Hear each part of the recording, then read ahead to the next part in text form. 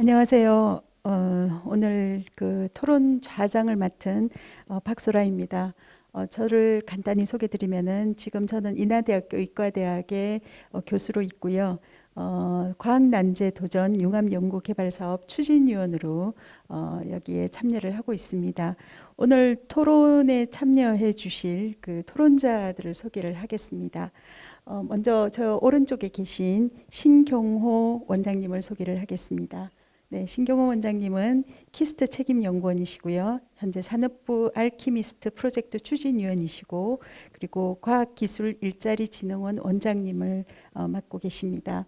그리고 그 다음 계시는 안진웅 교수님, 대구 경북과학기술원 융합전공 교수님이십니다. 광주과학기술원 의생명공학부 겸직 교수로 계시고요. 과학난제 도전 융합연구개발사업 추진위원을 맡고 계십니다. 저와 함께 활동을 하고 계십니다. 저 왼쪽에 계신 서울대 김도년 교수님을 소개를 하겠습니다. 서울대학교 기계공학부 부교수님이시고요. 영광스럽게도 선도형 융합연구단 인공모포 제네시스 연구단 단장으로 선정되셔서 활동을 하시고 계십니다. 그리고 그 다음 계시는 박현우 교수님이십니다. 연세대학교 생화학과 조교수시고요.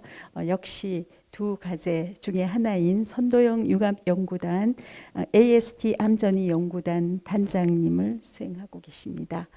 이렇게 제가 네 분의 토론자를 모시고 토론을 진행을 할 건데요. 이미 알려진 대로 오늘의 토론 주제는 불가능에 도전하는 융합연구 어떤 전략이 필요한가입니다. 모두의 우리 그 성창모 단장님께서 발제를 하시면서 열띤 토론을 하라고 하셨는데 사실은 요즘 제일 겁나는 게 열을 많이 내는 겁니다. 어제 들어갈 때 열 체크를 항상 하니까요. 그래서 제가 자장으로서 아마 시간 조절과 열 조절을 해야 되지 않나 하는 생각을 합니다. 잘 하도록 하겠습니다. 사실은 이게 제가 2000년대 초인 것 같습니다. 과기부에서 수행하는 그 창의과제 추진운영위원이었습니다. 그때부터 사실은 그 창의과제가 얼마나 어려운지, 창의적인 연구를 하는 게 얼마나 어려운지를 경험을 했었고요. 그리고 2009년에 제가 교육과학기술자문위원회를 했습니다. 대통령 자문기관인데 거기 전문위원 활동하면서 역시 그때도 창의적 연구 환경 조성 방안에 대해서 정말 대대적인 연구도 하고 국가적으로 발표를 할 정도로 굉장히 중요한 이슈였습니다. 근데 이게 2019년도 그 한림원 주관으로 도전적 과학난제 해결형 R&D를 어떻게 할 것이냐에 대해서 기획도 하고 공청회를 하고 드디어 이 사업단이 이제 발족을 한 겁니다. 그러니까 처음에 제가 이런 장애에 관심을 갖고 한 20년 후에 지금 이 사업단이 연구단이 시작된 거인데요. 그만큼 참으로 참 어려운 어떤 우리의 또한 도전 과제가 아니었나, 한국 연구자들의 도전 과제가 아니었나 싶습니다. 어쨌든 지난해 2019년도에 한림원 주관의 그런 기획과 공청회를 하면서 이제는 시기가 되었다 해서 이 과기부에서 적극적으로 이 사업을 지원하게 됐는데요. 어쨌든 그때 많은 그 이야기가 우리는 지금껏 문제를 푸는 연구에 굉장히 익숙했는데 이제는 문제를 새로 발굴하고 정의하고 또 이 해결하는 프로브 오브 컨셉을 할 수 있는 연구를 제대로 해야 되는 시기다 하는 거에 전부 다 동의를 하였고요. 그런데 이제 중요한 거는 과연 지금 이런 그때의 그 토론은 그런 역량이 이제는 충분히 되었다 하고 모든 사람들이 공감을 하였습니다.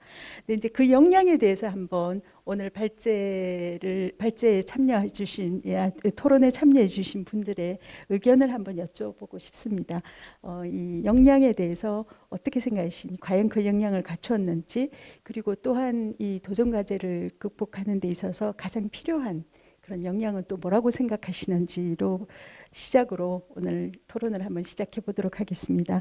먼저 저기 토론은 맨 오른쪽에 있는 안진웅 교수님께서 먼저 시작을 좀 해주시죠.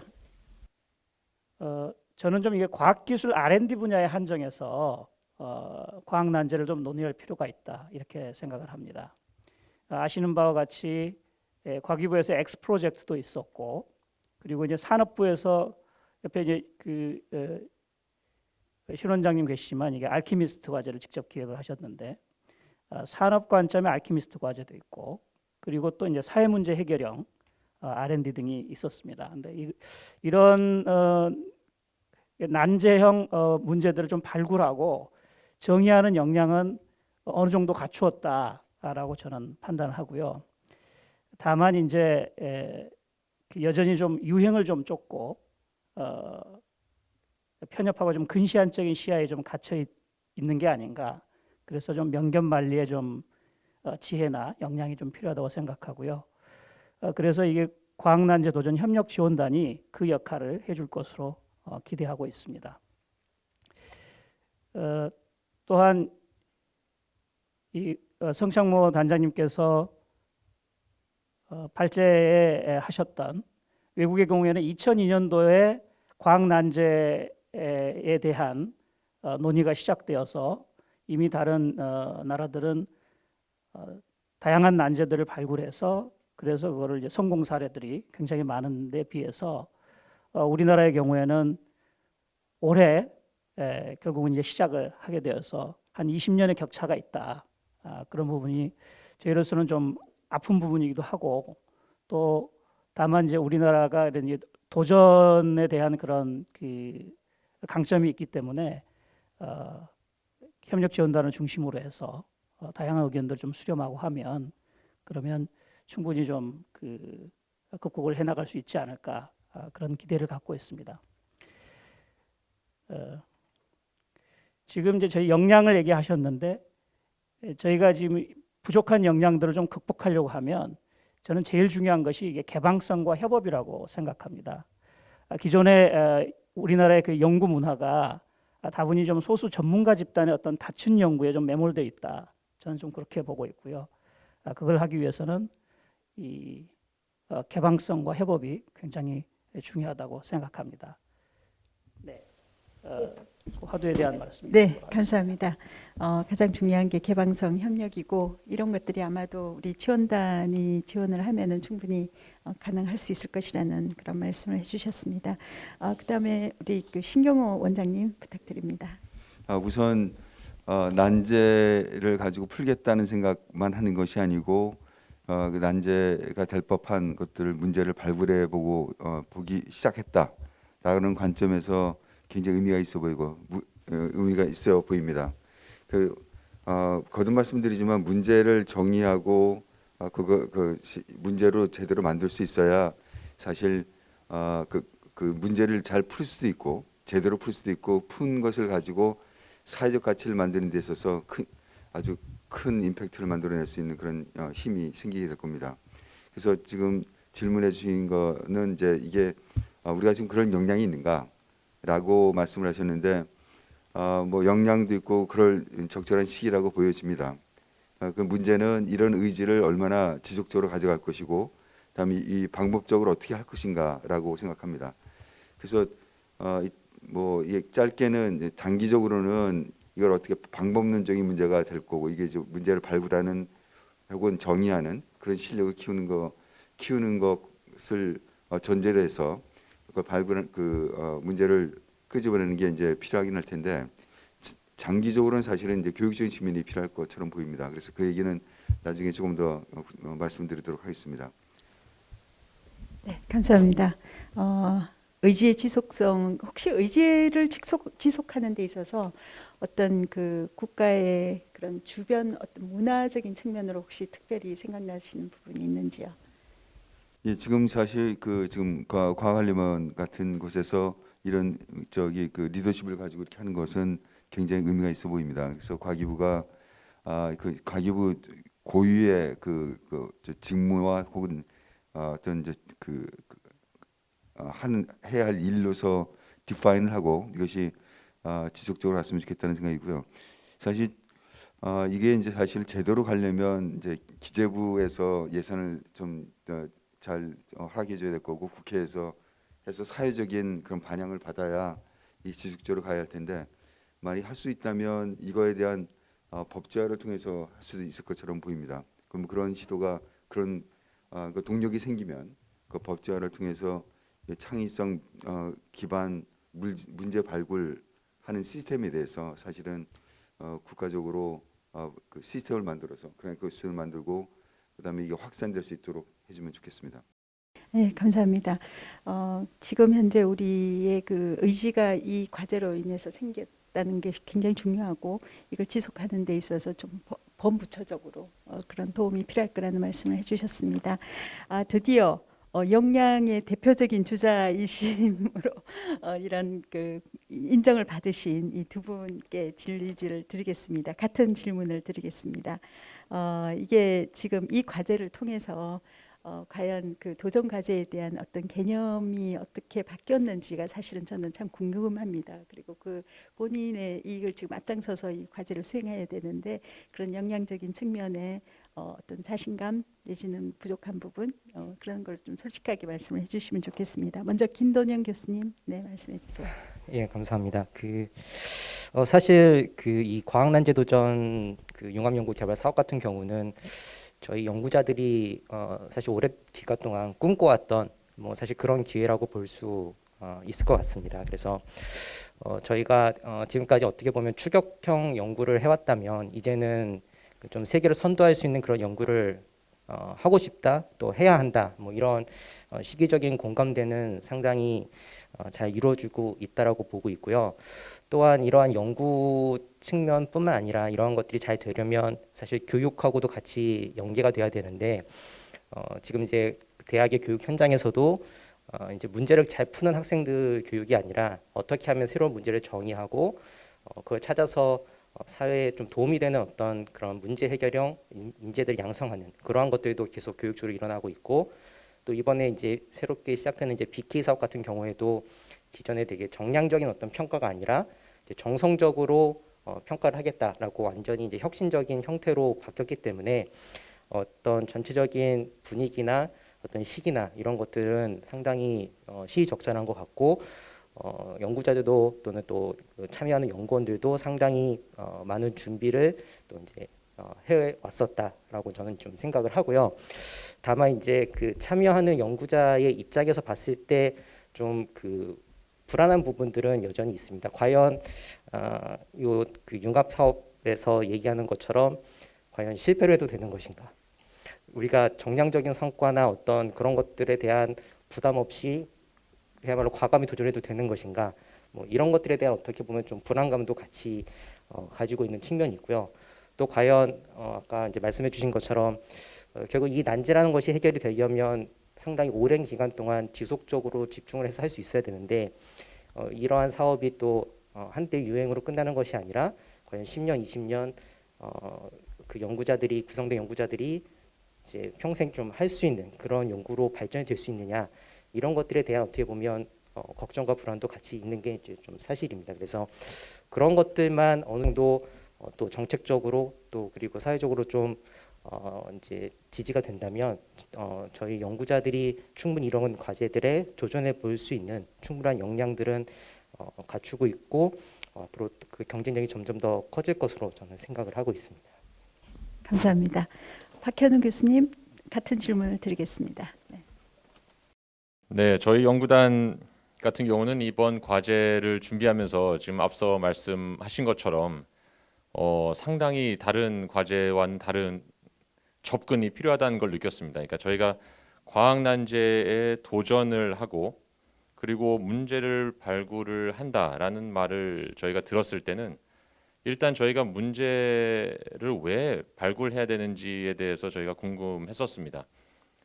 누구나 자기가 하는 연구가 가장 어려울 거고 가장 중요하다고 생각하는데 어떤 문제가 과연 난제일 거고 그 난제를 있는 난제를 저희가 풀 수도 있지만 그 난제를 저희가 왜 발굴해야 될까를 생각해 봤었을 때 그 기준이 되는 것은 아무래도 파급력이라고 저희는 생각했습니다. 그러니까 기존에 있는 것에 하나를 더하는 것이 아니라 기존에 없던 판을 새로 짜는 그러한 일들이 아마 난제로 정의가 되고 저희가 난제를 발굴해야 되는 그런 테마라고 생각을 했었습니다. 그래서 기존에 없는 것을 만들어내는 그러한 파급력, 과학계뿐만 아니라 사회 경제적인 활용 측면에서 저희가 많이 접근을 해서 이번 그 계획서를 준비를 해서 선정이 되게 된 것 같습니다. 우리나라 같은 경우도 그런 문제 발굴을 할 수 있는 역량이 저는 된다고 생각합니다. 그래서 오늘 좋은 말씀들을 많이 들어서 저희가 생각했었을 때는 그런 역량이라는 게 다른 게 아니라 결국은 국가 차원에서의 연구비, 그리고 기술력, 인프라, 그리고 거버넌스, 그리고 아마 저희 당사자, 연구자들 입장에서는 이제 창의적이고 독창적인 그런 아이디어를 내는 거라고 생각하는데, 이번 과제를 통해서 그 앞선 연구비라든가 어떤 기술력, 공동 연구, 국제 협력, 그리고 지원단과 같은 전문위원단과 같은 거버넌스, 이런 것들이 많이 갖춰졌다고 생각을 하고 있고, 실제로 이번 과제를 수행하면서 그 도움을 많이 느끼고 있습니다. 저희가 필요한 것은 이제 아이디어라고 생각하고 있고, 대답하는 능력보다는 질문을 할 수 있는 능력이라고 생각해서 저희 연구자들에게 그러한 위험을 감수할 수 있는 아이디어를 내고 그것을 지속할 수 있는 용기를 북돋아 줄 수 있는 그런 시스템을 갖추기만 하면 이제 우리나라도 이러한 과학 난제에 도전을 하고 그것을 해결할 수 있을 거라고 생각하고 있습니다. 감사합니다. 지금 굉장히 중요한 말씀을 하셨고요. 뭐 역량은 기술력, 거버넌스, 연구비, 창의적인 아이디어라고 말씀을 하셨고, 그중에 이제 연구자가 담당해야 될 게 창의적인 아이디어고 충분히 준비는 되어 있다. 그러니까 주변에서 그런 용기를 해주는 시스템이 필요하다는 말씀을 했습니다. 저는 그 과학 난제를 하기 위해서는 첫째는 이 주변이 다 즐거워야 된다고 생각합니다. 이게 고통이 되면은 절대로 난제를 풀 수가 없고 발굴도 안 된다고 보거든요. 그러니까 지금부터는 좀 더 즐겁게 답변을 좀 이렇게 해주시면은 감사하겠습니다. 우리가 이게 과학 난제를 논할 때 너무 어려우면은 이게 정말 고통이 될 수 있다는 생각이 들어서요. 그래서 용기 주는 게 결국은 즐겁게 서로 위로하고 하면은 되지 않을까 하는 생각이 듭니다. 그런 식으로 이제부터는 좀 토론을 해주십시오. 두 번째 주제로 좀 넘어가는데요. 지금 여기 계신 분들은 현재 R&D를 많이 하셨던 분이고 굉장히 우수한 연구자시고 또한 많은 기획을 하셨고 실질적으로 그런 걸 디자인을 하신 분들인데, 저도 그런 경험이 있지만 과거에 그런 어떤 창의를 추구하는 연구가 참 많았잖아요. 제가 아까 20년의 역사를 말씀을 드렸는데, 그런데 지금 아마 요번 이 과제 과학난제 도전 융합 연구 개발 사업의 그 특징을 아마 다 이해를 하셨을 거라고 생각합니다. 그래서 그 바라봤을 때 과거 사업하고는 조금 다르다, 차별성에 대해서 아마 좀 느끼신 바가 있으면은 어떤 그런 거에 대해서 좀 말씀을 해주셨으면 좋겠습니다. 아마 이제 그 다음은 제가 뭐 개선점을 좀 디테일하게 말씀은 여쭤보려고 하는데, 일단은 그 차별성에는 굉장히 긍정적인 요소도 있지만 또 우려되는 요소도 있을 것이라고 생각하는데요. 그에 대해서 좀 자유롭게 말씀을 해주십시오. 맨 먼저 우리 그 신경호 원장님께서 그 산업부의 그런 어떤 기획의 경험에 비추어서 좀 말씀해 주십시오. 이제 지금 요번에 그 짧은 기간 동안 두 개의 사업단을 연구단을 골라서 이제 선택을 해서 이렇게 런칭을 시키는 추진력은 정말 대단하시고요. 사실 그래서 이런 사회적 임팩트가 있을 법한 그런 문제들을 원천적인 문제를 발굴해서 이렇게 정의하고 추진한 것에 대해서 일단 정말 존경을 담아서 갈채를 보내는 바입니다. 그건 이제 내년에도 더욱 정진했으면 좋겠고요. 이게 이제 이런 이게 이제 원천 기술을 만들 수 있는 그런 쪽의 과학기술적 원론적 그다음 사회적 가치가 무엇이 될지를 사실 예단할 수는 없지만 무언가 좋은 일이 있을 것 같다는 것을 만드는 게 원천 기술로 한다면, 제가 같이 참여했던 알키미스트는 사실 있는 기술들을 다 모아서 사회적 가치를 만들 수 있는 방식을 끄집어냈습니다. 그래서 제가 2011년도에부터 같이 했던 하나 사이언스 챌린지라든가 2017년부터 나노 기술 연구 협의회에서 했던 나노형 챌린지 같은 경우에서 사실은 문제를 발굴하는 것, 문제를 디파인하는 파트하고 그다음에 그 주어진 문제를 그러니까 굉장히 어려운 난제를 푸는 거, 그다음에 세 번째는 그 푼 걸 가지고 사회적 가치를 만드는 거라고 그렇게 이제 영역을 만들었었는데, 사실 여기 과학 난제에서 난제를 푸는 방식도 굉장히 중요하면 조금 우리가 지금 얘기 나누고 있는 문제를 발굴하고 정의하는 이런 파트가 사실은 아까 말씀드렸습니다만 훨씬 더 중요한 파트라고 생각합니다. 그래서 지금 우리 나중에 이게 끌고 가서 문제를 풀었을 때 전 세계적인 뭐 특히 의학이나 뭐 메디컬 쪽에서 계시니까 알겠지만 글로벌 스탠다드에서 사실 FDA라든가 이런 데를 통과 안 하면 아예 진입을 못 하잖아요. 그러니까 그런 스탠다드를 만든다든가 스페시피케이션을 우리가 디파인하는 그런 사람들은 문제를 만들어 봤던 사람들이에요. 그러니까 문제 만드는 것에 대한 중요성을 가지고 사실 했다는 점이 그런 차별성 하나만으로도 사실은 이 프로그램은 굉장히 의미가 있다고 생각합니다. 그래서 알키미스트는 이제 사회적 문제를 푸는 쪽으로 간다고 그러면 여기는 정말 원천 기술의 문제. 사실 우리가 워머를 뚫고 지나가면 뭐가 나올지 몰라요. 그렇지만 그런 문제를 하나씩 찾아가서 문제를 풀었을 때 그 의문을 가지고 합리적인 리즈닝을 해서 문제를 정의한 다음에 그 문제를 풀었을 때는 아마 리더십을 가지고 우리가 아까 했던 나중에 사회적 가치 쪽에서도 우리가 그 스탠다드를 만들고 스페시피케이션을 만들 수 있는 그런 유치가 될 것으로 믿습니다. 그래서 이 과제의 차별성 그다음에 여기 이 시각은 정말 갈채를 치고 싶습니다. 감사합니다. 감사합니다. 근데 우리 단장님께서는 문제 발굴을 아직 새롭게 시작을 못하신 부분 고민을 많이 하시고 계신다 말씀하셨고, 또한 저희 그 토론에 그거를 좀 주제를 다뤄달라고 아마 발제를 하시면서 부탁을 하셨습니다. 그래서 제가 후반부에 그 부분에 대해서 다시 좋은 아이디어가 그래서 있으면 그런 시도만큼이라도 그렇죠. 맞습니다. 네. 근데 그런 것의 중요성을 인정하고 그 부분이 굉장히 중요한 포인트로 이게 운영이 되는 그 자체가 중요하다는 그런 말씀으로 제가 이해를 했습니다. 그래서 생각하신 부분이 있으면 나중에 경험적으로 그 부분에 대해서 좋은 의견을 주시면 감사하겠습니다. 우리 그 안진웅 교수님 부탁드립니다. 네, 저는 이 과학낮의 도전 프로젝트의 차별성이 도전적 연구문화 확산에 있다라고 생각을 합니다. 사실 지금까지의 이런 도전적 연구 문화를 정착이 지금 안 되어 있는 부분이 있거든요. 지금 김도년 단장님 말씀하신 것처럼 참 좋은 과제고, 그리고 문제도 잘 정의했고, 어떤 방법도 피저블한 어떤 솔루션도 하우투를 잘 정의를 했는데, 그런데 나중에 이제 실패해도 될까 하는 그런 두려움이 있다고 얘기를 하셨잖아요. 근데 그만큼 이 사업 자체가 지금까지 해오지 않았던 정말 처음 가보는 길이거든요.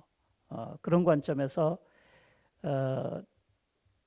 그 두 분 단장님께서 5년으로 사업이 끝나는 게 아니라 그 끝나고 난 이후에도 그 본인의 연구자로서의 어떤 생애 연구를 할 수 있는 기반이 되고, 그래서 지속적으로 좀 연구를 좀 해갈 수 있도록 좀 즐겁게 실패를 두려워하지 않고 연구를 하시면 좋겠다, 이런 생각이 들고요. 구체적인 차별성 한 두 가지 관점에서 말씀을 드리면, 하나는 발굴에 좀 차별성이 있다. 전에 이제 그 신 원장님도 말씀하셨지만, 이 사업 같은 경우에 단기간이 아닌 좀 장기간의 숙성형, 그리고 또 많은 사람들이 함께 모여서 논의하고 또 치열하게 토론하는 그런 수기형 발굴에 좀 있고요.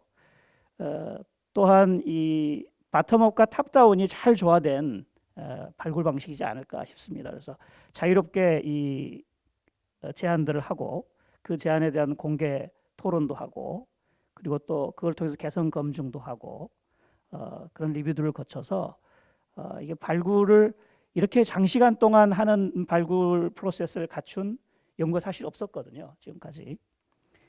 그런 부분에서 큰 차별성이 있고, 또 하나는 이게 수행의 차별성이 있겠다라고 싶습니다. 그 도전적 연구 문화 확산이라는 측면에서 보더라도 이거는 좀 실패를 하셔도 괜찮다라고 하는 것들을 분명히 그 단장님도 얘기하셨고, 이 사업에 제안하는 분들에게도 아마 그런 것들을 인식을 하고 계실 걸로 보고 있습니다. 그래서 믿고 맡기는 연구, 그 다음에 이제 규제보다는 좀 지능에 연구를 좀 잘할 수 있도록 하는, 그리고 결과보다는 과정에, 그래서 이 지원단에서는 이 그 전문위원회가 꾸려져서 지속적인 컨설팅을 통해서 연구가 정말 이게 잘 성장하고 성숙해서 그래서 문제를 해결하고 할 수 있도록 지원을 하고 있는 것으로 알고 있습니다. 네. 그다음에 또 한 가지는 이제 국제 공동 연구의 차별성인데요. 기존에 이제 국제 공동 연구가 잘 아시는 것처럼 해외에 있는 한인 과학자 커뮤니티 중심으로 좀 네트워크를 만드는 경향들이 좀 많이 있었습니다. 실제로 국내에서 하는 그런 연구들이 그랬었는데, 하지만 이 그 과학난제 도전 과제는 이 해당 분야 전문가 집단하고 그런 중요한 키맨들, 그 빅가이들을 이 지원단에서 좀 발굴을 해서 그래서 이 그 연구자들과 매칭을 해주는 그런 방식을 고민하고 있는 걸로 알고 있습니다. 그래서 그런 부분에서 차별성이 있겠다 이렇게 생각합니다. 네, 감사합니다. 아마도 우리 저기 단장님께서 발제하실 때 우리가 창의 과제가 안 되는 연구가 잘 안 되는 취약점을 세 가지 말씀을 하셨는데 이 세 가지가 사실은 기존에 아무리 창의를 표방하는 과제라고 하더라도 사실 참 어려웠습니다. 글로벌 국제화, 그다음에 융합 연구 그리고 4차 산업 이런 부분이 될 텐데 이걸 실질적으로 이제 지원단이라는 단이 존재하면서 서포트하는 게 굉장히 큰 차별점이라고 말씀하셨고 사실 이제 발굴의 중요성을 굉장히 두 분이 공히 말씀을 해주셨습니다. 자, 드디어 이제 연구단을 운영하는 우리 연구 책임자로서 본인이 느낄 때 그 차별성에 대해서 좀 말씀을 해주십시오. 예, 저는 그 방금 안진원 교수님 말씀해주신 것처럼 그 도전하는 어떤 연구 문화의 확산이 사실 가장 큰 차별성이라고 저도 100% 동감을 하고 있습니다. 특히 이제 그게 뭐 저희 같은 뭐 이제 교수뿐만 아니라 이제 참여하고 있는 다양한 이제 연구원들 또 특히 학생들에게도 그러한 그 어떤 도전에 대한 어떤 불안감들을 좀 떨쳐낼 수 있는 좋은 기회가 되지 않을까 생각을 하고요. 기존 이제 연구 환경에서는 어떻게 보면 학생들이 뭐 이러한 아이디어가 있을 때 해봐도 되냐 했을 때 되게 제한된 어떤 연구비 또 연구 환경 안에서 성과가 좀 안 나올 것 같은 것들을 과감히 도전하기는 좀 어려웠었죠. 근데 이제 지금은 학생들이 이런 거 해봐도 될까요 했을 때 저로서도 과감히 해봐라라고 도전해봐라라고 할 수 있는 어떻게 보면 그러한 환경이 조성됐다는 측면에서 저희가 그 어떤 연구단을 운영하거나 학생들이나 연구원들에게 연구를 수행하는 그러한 어떤 과정에 있어서도 어떻게 보면 이러한 그 도전적인 문화가 충분히 확산될 수 있지 않을까 하는 생각을 가지고 있습니다. 이제 그런 점에서 그냥 단순히 저희가 연구 과제를 기획하고 또 이것들을 수행하는 어떤 그런 측면뿐만 아니라 어떤 이러한 그 도전할 수 있는 그런 정신들이 이제 여러 이제 후배 세대들에게도 전달될 수 있는 그러한 어떤 차별성을 가지고 있지 않나 그렇게 좀 생각을 하고 있습니다. 감사합니다. 굉장히 몸소 그거를 느끼고 계시고 또 저기 실질적으로 학생 교육에 이렇게 그게 접목이 되신다고 하니 참 기쁩니다. 네, 그다음에 우리 박현우 교수님 말씀해 주세요. 네, 저희도 그 이번 과제를 수행을 하면서 다른 과제들이랑 차별성을 두 가지 정도 언급을 드리겠습니다. 한 가지는 그 아이디어를 내고 계획서를 작성하는 그 과정 그 자체가 사실 매우 차별적이었습니다. 저희가 국가 난제에 도전해야 된다는 것 그리고 그 꼭지 중에 최고, 최초, 유일한 과제를 제안을 해야 된다. 그 꼭지가 달린 것이 저희 연구자 입장에서는 사실은 창의성과 독창성을 강요받았다고 제가 생각이 듭니다. 근데 그런 것들은 저희가 이런 과정을 수행하고 이 브레인스토밍들을 저희 세부 책임자들과 함께 하면서 저희가 하고 있는 게 정말 최고이고 최초이고 유일한지를 직접적으로 물어봐 주니 저희가 실제로 그런 것들을 고민하게 되고 그렇게 되기 위해서 오히려 그 방향성이 명확하게 설정이 된 것 같습니다. 그래서 과제를 계획하고 브레인스토밍을 하는 그 과정 속에서도 실제로 이러한 창의성이라든가 과학난제에 도전하는 것이 어느 정도는 강요되는 것이 저희 연구자로 하여금 저희도 알지 못했던 어떤 창의성을 끌어내는데 매우 중요했던 것 같고 그리고 두 번째는 이런 개념입니다. 저희가 연구자로서 아이디어와 모험심만 있으면 국가가 도와준다는 것을 느꼈습니다. 그 국가라 하면 이제 거버넌스, 여기서는 지원단과 전문위원 교수님들인데, 저희가 아이디어와 모범심만 있으면 저희의 성공이 곧 지원단의 성공이고, 또 지원단 또한 저희 과제가 아름다운 실패를 할지언정 그 성공을 위해서 국제 협력, 저희가 하기 힘든 여러 가지를 지원해 주겠다는 그 뚜렷한 의지를 엿볼 수가 있었습니다. 그래서 어느 과제를 수행하면서 또는 준비하면서 느껴보지 못했던 그 두 가지 측면입니다. 네, 지원단의 그런 저도 이게 추진위원으로 활동을 하면서 사실은 많은 위원들이 원했던 부분이 그런 부분입니다. 연구자가 외롭지 않고 누군가의 도움을 받을 수 있고 함께 간다. 그러니까 감시자가 아니고 평가자가 아니고 헬퍼다 하는 거를 느끼게 하는 게 참 중요하다고 많은 위원들이 말씀하셨는데, 지금 박현우 교수님께서 그렇게 말씀을 해주시니까 그게 어느 정도는 잘 잘 이렇게 잘 진행이 되고 있구나. 그걸 잘 진행하시는 우리 단장님의 그 리더십에 대해서 다시 한번 제가 감동을 받습니다. 그렇게 이제 차별성을 이야기를 말씀을 하셨고요. 근데 이게 지금 그 좌장을 하는 저 자신도 변했어요. 학생들 교육하는데, 의과대학 교육하는데, 그래서 제가 어떤 프로그램을 만들었냐면은 이걸 기획하고 하면서 학생들한테 그냥 너네들이 가장 중요하게 생각하는 환자를 중심으로, 환자를 위해서 뭔가 아젠다를 발굴을 해라. 그렇게 해서 논문 서치하고 한번 프로젝트를 만들어 봐라 했더니만 그 상금을 좀 걸었어요. 그랬더니만 굉장히 정말 상상 밖의 그런 것들이 나오더라고요. 그래서 제가 교수님들한테 지금 이 똑똑한 학생들 데리고 우리가 무슨 짓을 하는지 좀 우리가 실감을 하자 하는 이야기를 했거든요. 그러니까 그게 문화인 것 같습니다. 저 역시 이걸 추진하면서 저도 바뀌었고, 그런데 이제 연구하시는 분도 바뀌었다고 생각하니 참 기쁩니다. 그 다음은 저희들이 결국은 이제 이 융합연구단에 대해서 좀 집중해서 말씀을 드리면은요. 이 융합연구단은 사실은 첫째는 성과를 좋게 내셔야 됩니다. 어떻게 하든 과학 난제를 잘 찾아서 그런 성과라는 게 꼭 성공이 아니라 그런 어떤 의미 있는 뭔가를 도출을 하셔야 되는 건데요. 이것 외에 또한 굉장히 큰 의무감이 있다고 저는 생각을 합니다. 그게 딴 게 아니라 이런 우리가 실질적으로 이런 사업이 런칭이 돼서 이런 창의적인 연구를 하는 데 있어서 그런 장애점을 우리가 느끼고 있는 거잖아요. 실제로 느낄 수 있고 또 그거를 극복할 수 있는 개선안을 우리 지원단과 함께 풀어가는, 그게 또 중요한 포인트라고 생각합니다. 이게 사업 성과뿐만 아니라 그게 굉장히 중요한 의무인데요. 그런 의미로 봐서 지금 아마 처음부터 선정받고 평가받고 하는 그런 거를 경험을 하셨습니다. 그래서 그런 어떤 R&D 관련된 이 사업의 그런 어떤 평가 방식이라든지 수행 방식에 대해서 혹시 개선할 부분이 있으면은 오늘 아주 허심탄회하게 말씀을 해주시면 굉장히 큰 도움이 될 것 같습니다. 먼저 두 분께 먼저 질문을 드리겠습니다. 먼저 항상 우리 김돈윤 교수님 먼저 하셨는데 지금은 우리 박현우 교수님 먼저 하실까요?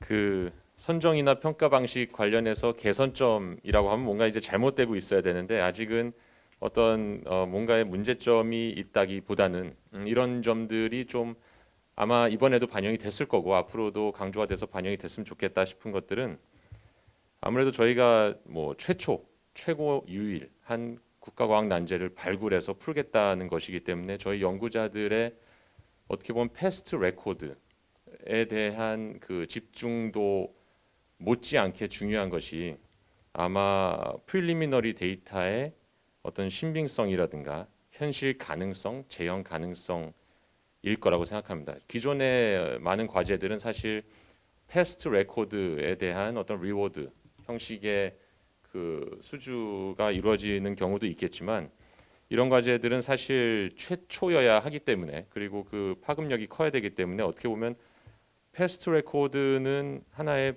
보험이고, 저희가 이러한 난제를 제시하게 된 프리리미너리 데이터에 따라서 이 성공과 실패가 나뉜 거라고 생각합니다. 그래서 아까도 말씀해 주셨다시피 그 proof of concept 정도에 지나는 그 프리리미너리 데이터에 대한 집중적인 그 평가는 평가가 이루어지는 것이 중요하다고 생각합니다. 그리고 더 중요하게 생각하는 것은 이것이 집단 과제입니다. 근데 기존의 집단 과제와 다르게 그 책임자뿐만 아니라 세부 책임자와 공동 연구자도 이 모험을 함께 뛰어들고 즐겨야 된다고 생각을 합니다. 그래서 단장의 의지나 단장이 갖고 있는 어떤 연구 능력뿐만 아니라 그 세부 책임자들의 의지 그리고 모험심 그리고 이 과제에 대한 그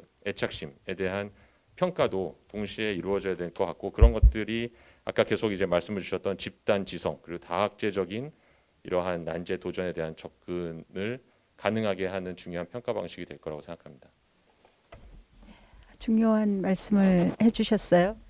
세부 책임자의 그런 어떤 역량도 변화도 문화의 변화도 같이 평가를 해달라는 그런 요청을 하셨습니다.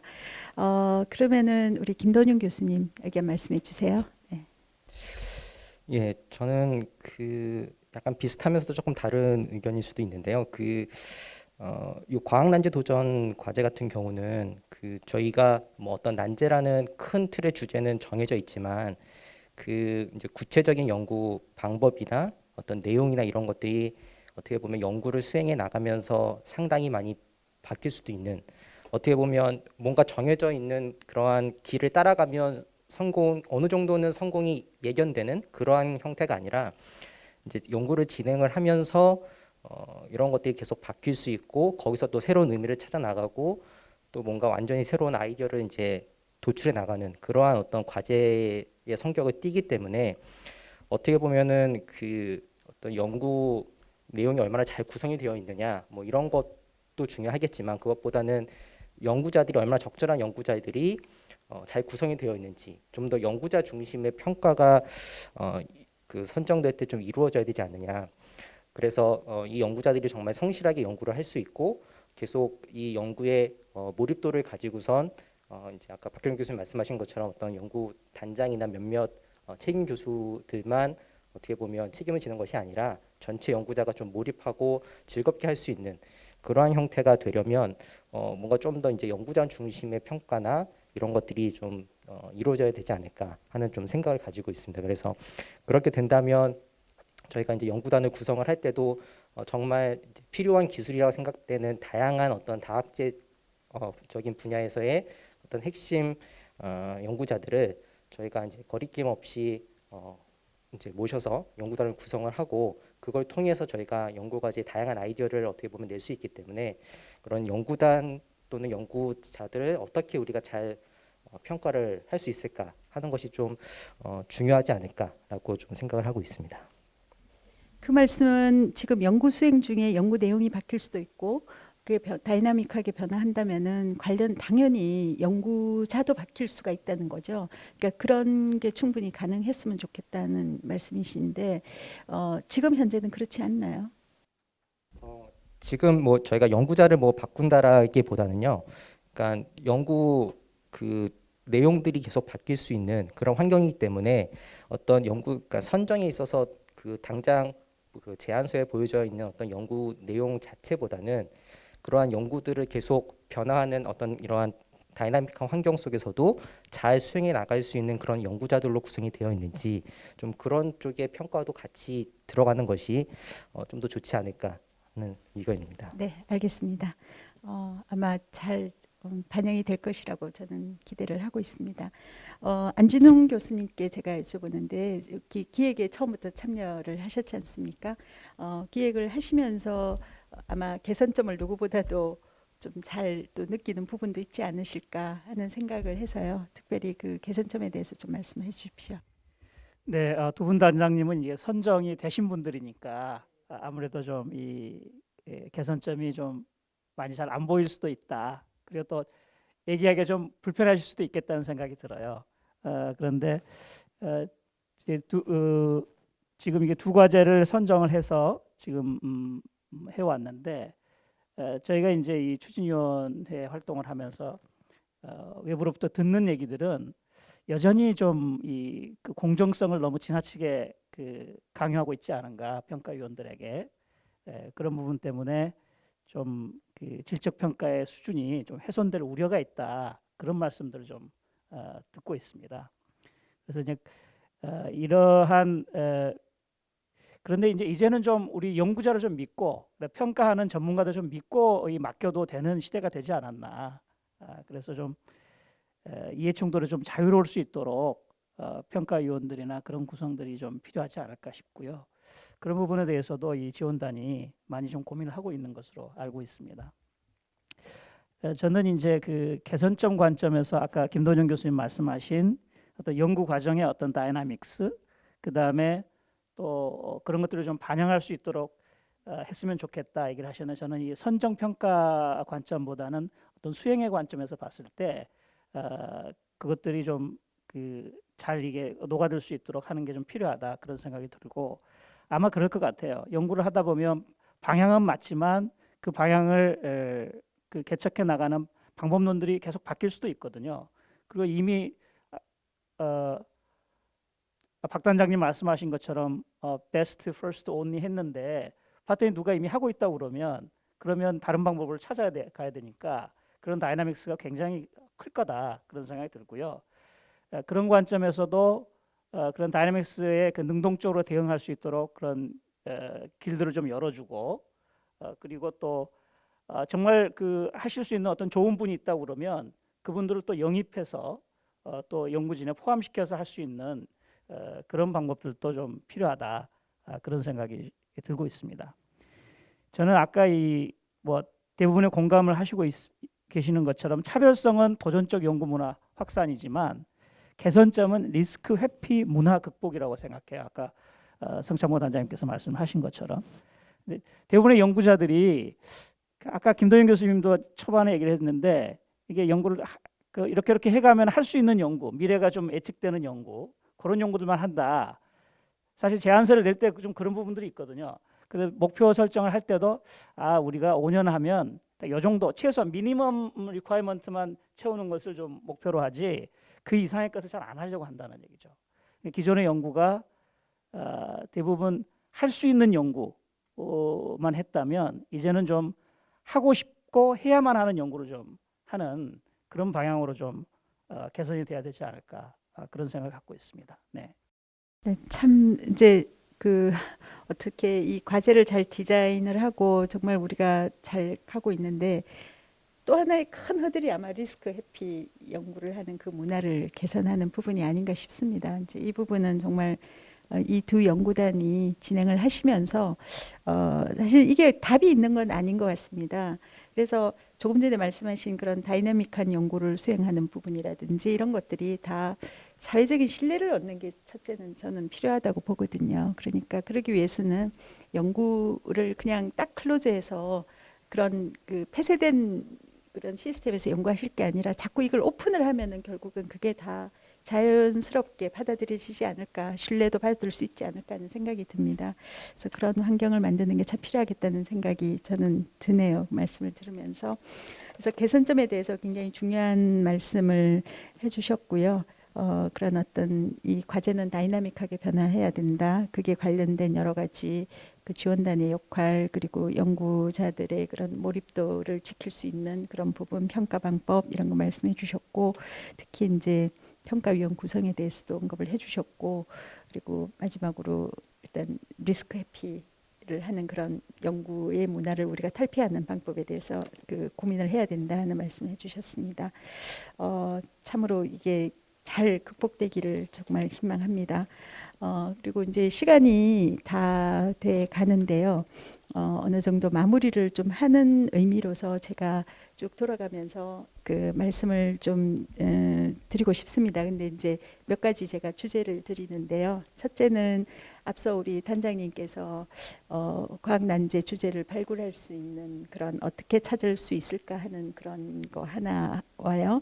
두 번째는 이걸 확산하는 게 문화 확산이 굉장히 중요하다고 했는데, 그 문화 확산에 대해서 중요한 만큼 어떤 방법적인 부분 어떻게 확산할 수 있는가, 이 개념을 어떻게 확산할 수 있는가에 대한 도움의 말씀을 주시면 좋겠고, 또 이 이제 포럼을 시청하는 그런 여러 연구자들, 이런 과학 난제 융합 과제에 도전하고 싶어하는 연구자들한테 마지막으로 하시고 싶은 말씀 이 세 가지 정도를 주제로 마무리 말씀을 좀 돌아가면서 해주셨으면 좋겠습니다. 먼저 우리 제 바로 옆에 있는 신원장님. 네. 제가 개선 쪽 얘기를 좀 하고 싶었었는데 맞아요. 제가 예, 빼뜨렸죠. 죄송합니다. 예. 그것까지 포함해서 네, 그러면 네, 신원장님께는 네, 시간을 사실상 드리겠습니다. 저장이신 박소라 교수님께서 말씀하신 것처럼 이게 즐겁고 편안해야 사실 굉장히 창의적인 생각이 날 거라고 생각해요. 그래서 그 상대방의 행복도 그려가면서 이 사회가 좋아지는 것을 꿈꿔가면서 그리는 과제가 진짜 좋은 문제라고 생각되고 있고요. 그런 관점에서는 사실 아직 개선돼야 될 부분들이 좀 있어요. 두 분께서 뭐 좀 이렇게 이게 정말로 실패했을 때 괜찮으냐, 혹은 뭐 이런 the first the best 이런 것이 사실 좀 이런 압박으로 좀 다가왔다는 그런 느낌을 좀 받았을 때 그게 아니었으면 좋겠습니다. 사실은 그게 아니었으면 좋겠고요. 그래서 처음에 그렇게 사실은 이제 시스템을 만드는 게 이제 중요할 것처럼 보이고요. 그래서 이제 사실 선정이 반이라고 생각해요. 그래서 두 분께서 아이디어를 냈고 아까 이제 프루프 오브 컨셉 말씀하셨는데 프루프 오브 컨셉이 했는데 안 되면 정말 대박입니다. 그래서 저는 사실은 그 두 분께서 하신 게 만약에 글쎄 저는 실패라는 것이 맞지 않는 표현이라고 생각해요. 우리가 선정을 잘하고 문제를 잘 발굴했다고 치면 그것은 그것으로 이미 성공한 겁니다. 그리고 거기서 어떤 모양이든 거기서부터 꼬리에 꼬리를 물고 그 문제가 문제를 낳아서 사실은 개선책을 만들어낼 거거든요. 그러니까 사실 실패 용인하는 사회, 저는 그거 별로 탐탁지 않습니다. 실패라는 게 바이 데피니션 없는 겁니다. 문제를 잘 발굴하면 잘 만든 문제는 그것으로 이미 성공했고요. 그 문제 발굴하고 스토리텔링을 했는데 저부터 프로프 컨셉이 안 되면 정말 대박입니다. 그래서 그런 관점으로 보셔서 사실 이런 문제를 접근할 필요가 있다고 저는 생각해요. 그러니까 두 분께서는 마음 편하게 연구에 전념해 주시면 좋겠고요. 그러니까 이 선정이라는 게 사실은 출발점이기도 하고 이제 발굴하고 그거를 이제 선정하고 하는 것이 근데 이게 사실 지금 과학 난제에 관련해서 저는 절반이라고 생각해요. 그 뜻은 절반의 노력과 절반의 비용을 거기에 썼으면 좋겠다는 거예요. 위시로서는 뭐 그렇게까지는 아니더라도 적어도 10분의 1이나 뭐 만약에 이게 총 프로그램 100억이면 10억은 물질 발굴하고 정인돼 쓰는 게 맞지 않은가라고 하는 생각이 들고요. 지금 아까 단장님 슬라이드에서 상시 발굴 체계라는 말씀을 쓰셨는데 상시 발굴 체계가 단장님이 지원하시는 이런 지원단의 스티어링 커미티, 오가나이징 커미티가 아니라 실제로 이런 아이디어를 내고 과제를 발굴하는 그런 팀이 상시적으로 있었으면 좋겠다는 게 제 위시입니다. 그래서 그쪽에 예수 사바티카로 오거나 아니면 어떤 문제 하나를 가지고나 이런 문제에 만약 에너지면 에너지 문제 이런 것들을 던져주면 거기에 대해서 5명 혹은 10명이 한 팀을 이뤄서 적어도 6개월 혹은 1년 동안 리서치도 자기가 갖고 있는 리서치도 있으면서 아이디어를 데일리 디스커션을 하면서 문제를 끄집어내고 필요한 경우에는 외국의 고수들 정말 외국의 훌륭한 분들을 와서 이런 문제의 이슈가 뭔지 사회적으로 내가 뭘 바라는지 아니면 인문학적이거나 사회학적인 분들이 오셔서 우리가 사람이 어떻고 사회가 어떻고 요구하는 건 뭐다라는 것에 대해서 고급 자극을 주는 그런 방식의 시스템, 상시 발굴 시스템이 현장에서 있어야 되지 않을까. 그래서 거기서 나오면 이거의 평가는 죄송하니 저 같은 사람 말고 그들이 스스로 할 수 있게 했으면 좋겠어요. 그런 그룹들이 만들어지고 그들이 평가하고 그래서 예를 들면 문제를 만든 사람이 일주일에 한 번씩 계속 그 문제를 얘기하고 디펜스를 그 사람들하고 서로 그 사람들이 제일 공부를 많이 했을 사람들이잖아요. 집단지성이라고 하지만 결국 아이디어 내는 사람은 한 사람입니다. 한 사람이 아이디어를 내는 거예요.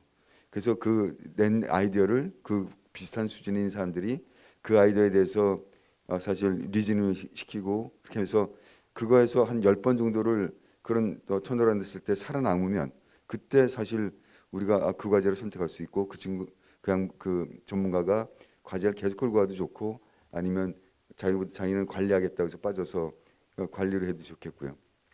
그리고 평가 쪽은 사실은 사실 멘토링 과정이라고 생각해요. 우리처럼 점수 매기고 심사하고 하는 게 아니라 어떤 문제가를 가고 있는데 어떻게 저 가고 있으니까 그쪽에서 이렇게 하면 좀 더 좋겠다. 어려운 점이 있으면 우리가 풀어주고 하는 심사는 스케일링하고 점수를 하는 게 아니라 멘토링하는 그런 과정이었으면 좋겠다는 게 제 생각입니다. 그래서 좋은 이 문제 발굴과 함께 저 좋은 성과를 낼 수 있는데 좋은 에코시스템을 이룰 수 있도록 기원합니다. 감사합니다.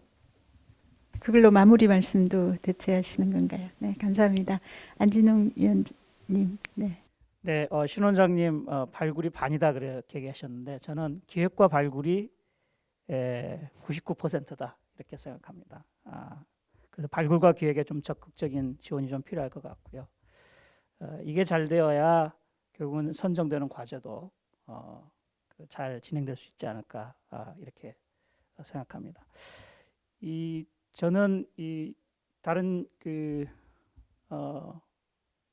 패널 분들의 의견을 쭉 들으면서 이 과학난제 도전 사업은 기존에 없었던 연구 문화의 어떤 톨러런스를 좀 제공하는 그런 사업이지 않을까 그런 생각이 들었습니다. 무슨 말씀이냐면 다 얘기하시는 것들이 기존에 있었던 그런 관행 그리고 어떤 규제, 제도 이런 걸 좀 벗어나야 되겠다는 데는 되게 공감을 하시는 것 같아서 아마 이 과학년대 도전 융합연구개발 사업이 연구자들에게 또 그리고 또 일반 과학 대중들에게도 톨러런스를 좀 제공하는 그런 사업이 되기를 희망하고요. 마무리 말씀은 과학난제 도전 협력지원단 홈페이지를 방문해 주십시오. 그러면 거기에 많은 이야기거리가 있고 그리고 관심 있는 내용들이 많이 있을 것 같습니다. 네, 이상입니다. 네, 감사합니다. 홈페이지의 내용으로 마무리 말씀을 대체하셨습니다. 네, 감사합니다. 드디어 우리 연구단 단장님들, 네, 김돈윤 교수님의 마무리 말씀 부탁드립니다. 예, 앞에 두 분께서 워낙 좋은 말씀을 많이 해주셔서 전 간단하게 말씀드리겠습니다. 그래서 저도 사실은 그 과학난제 도전 같은 경우는 과정이 중심이 되는 또 과정을 어떻게 보면 더 큰 의의를 부여하는 그러한 사업이라면 평가 자체보다는 기획과 선정 자체에 좀 많은 노력을 기울여서 그 난제가 정말 이제 풀어야 하고 우리가 꼭 연구를 해야 되는 그런 공감대가 형성이 된다면 그 난제가 이제 선정이 되어 그 난제를 잘 풀 수 있는 최적의 연구단 또 연구자들이 구성만 되면 그 다음은 이제 말씀해 주신 것처럼 어떻게 같이 멘토링을 해 나가면서 풀어 나가는 그러한 과정으로 볼 수 있을 것 같아서 그러면 요 사업의 취지를 잘 살릴 수 있는 그런 형태가 될 수 있지 않을까 좀 생각을 하고요.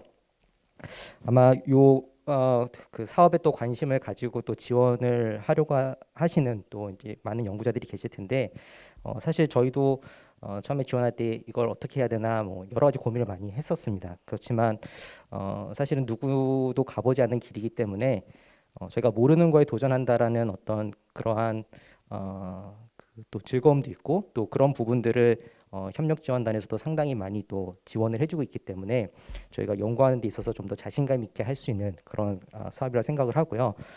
저희가 결국 뭐 더 베스트, 더 올리, 뭐 그다음에 더 퍼스트 뭐 이런 얘기를 하지만 궁극적으로는 결국 이제 더 베스트를 저희가 이제 원하는 거고 그걸 잘하기 위해서는 일단 시작부터 더 베스트인, 그러니까 최초의 유일한 연구를 시작을 하면 결국 저희 시작부터 가장 최고의 연구진으로 또 연구 주제로 시작을 하는 거기 때문에 그러한 차별성과 독창적인 방법을 가지고 그 아이디어를 가지고 어떤 그런 난제 도전 사업에 지원을 하시면 아마 또 좋은 결과와 또 재밌는 연구 성과들을 좀 내실 수 있지 않을까 그렇게 생각을 합니다. 예, 감사합니다. 감사합니다.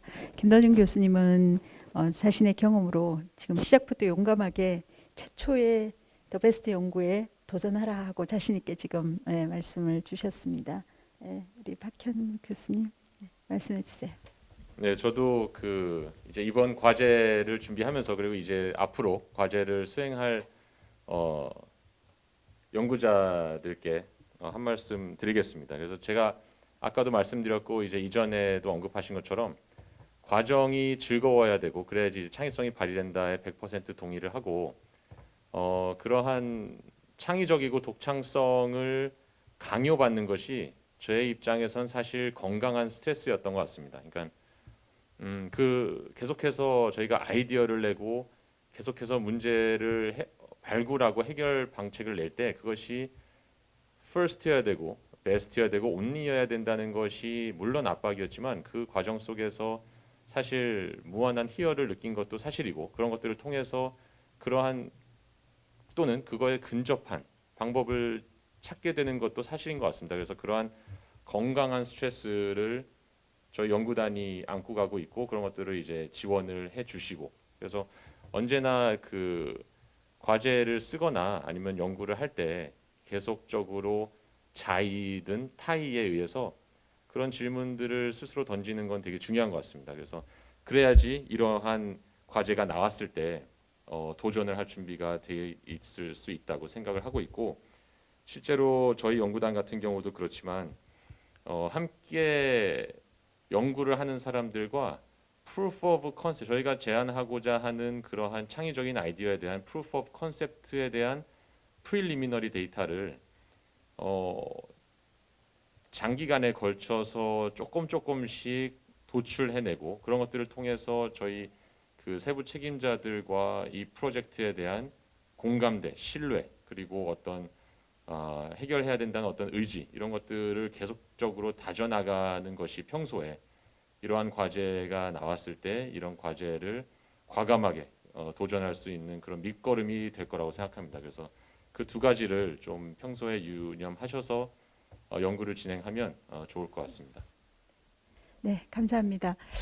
제가 오늘 이 토론을 이 좌장을 맡으면서 사실은 기존에 제가 토론을 참여도 했고 좌장을 한 적도 있고 굉장히 위원회도 많이 참석했는데 항상 창의적인 과제를 이야기할 때는 마음이 슬펐어요. 답답하고 이거 도대체 너무나 많은 이 문제점을 어떻게 극복하지 하는 그런 생각이 참 많았는데 오늘은 뭔가 그래도 실마리가 좀 잡힌다 하는 느낌. 예, 실질적으로 연구를 시작하신 분도 이렇게 희망적인 이야기를 하고 여러분들한테 이렇게 확산하고 용감하게 지금 나아가시는 모습을 보면서 이거는 조금 가능할 수도 있지 않을까 하는 생각이 들고요. 그런 것들이 아마도 지금 토론 중에 나왔던 우리 이 사업의 차별성에서 기인한다는 생각과 문화가 조금씩 바뀔 수 있다는 그런 희망을 가질 수 있는 그런 토론이었다고 저는 그렇게 생각을 했습니다. 동의하시나요? 네, 감사합니다. 강요인가요? 아닙니다. 네, 그래서 이렇게 토론을 이렇게 즐겁게 마무리를 할 수 있어서 저도 감사하게 생각합니다. 네, 감사합니다. 네, 감사합니다.